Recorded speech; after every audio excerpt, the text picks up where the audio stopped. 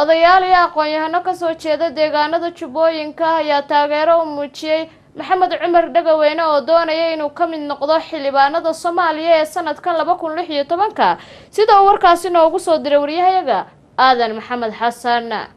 iyadoo guud ahaan dalka Soomaaliya xilligan si weyn looga dareemayo ololaha iyo suxulduubka ay ku jiraan siyaasiyiinta iyo aqoon-yahanada Soomaaliyeed ayaa siyaasiyiin kamid ah siyaasiyiinta beesha sida ee Mareexaan waxay taageero soo dhaweyn u sameeyeen mid kamid ah aqoon-yahanada beesha oo doonaya inuu ka mid noqdo xildhibaanada cusub ee dowladda federaalka Soomaaliya 2016 markay dhacdo odayaashan iyo aqoon-yahanadan kulanka iskugu yimaaday ayaa sheegay in Maxamed Cumar Cilmi Dhagaweyne inuu ka mid noqdo xildhibaanada 2016 dowladda Soomaaliya uu taageero badan ka haysto gobolada iyo deegaanada Jubbaland isla markaana iyaguna ay ku guda jiraan qabanqaabada aqoon-yahan Maxamed Cumar Cilmi Dhagaweyne inuu ka mid noqdo xildhibaanada dowladda federaalka Soomaaliya 2016 dowladda cusub waa kuwan odayaasha oo halkaasi ka hadlayana waxay yiraahdeen sida tan insha Allah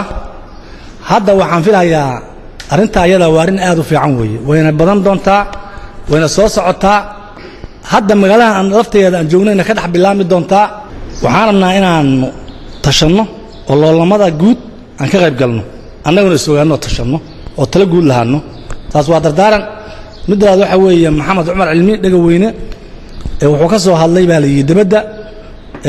si guudna hadda jifana waa loo hadlay cod iyo adin iyo alaf waxaynu ku taageerno waana ku taageernaa si shakhsiyan ah si rag iga horeeyay ku hadleen kulleyna wadoonkii rag kalena way iga dambeyn doonaan in waxa weeye la taageero codkiisana si kalsooni ah oo kaliya laaba inaan u siino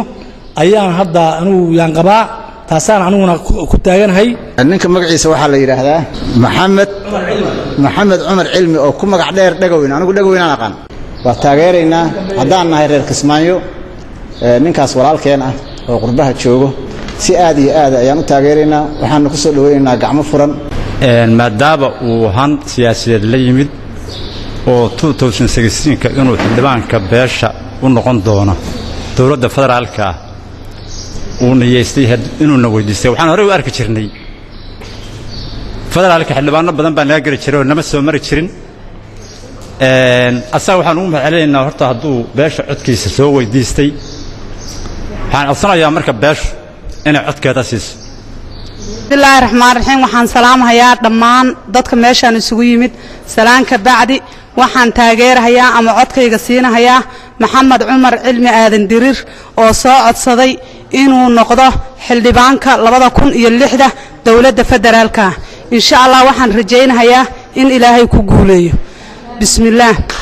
Maxamed Cumar oo saal baan ku oranayaa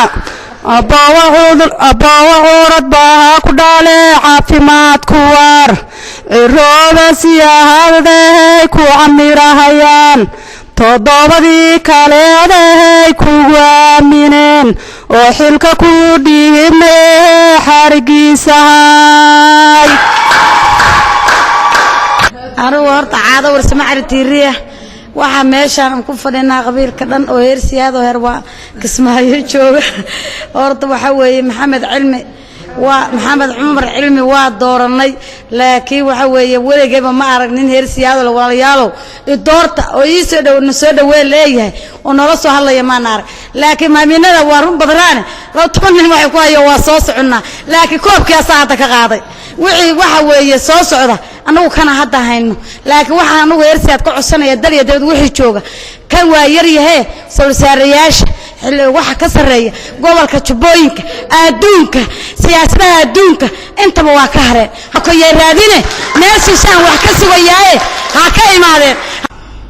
yaala waqtiga hadda hawshan ku dhaqaaqay waa maalin geli keedahay sida daraaddeed insha Allah ta'ala mid ka balaaran waa sameyn doonaa boqolkiiba boqol baa soo dhaweynayna magac iyo sharaf weyn bay noo tahay maalinta xusud gaar ah leedahay markaan leeyahay maalin gaar ah tahay markaan leeyahay waxaan uga jeedaa yaala xaqiiqdii rabitaanka iyaga sida uu yahay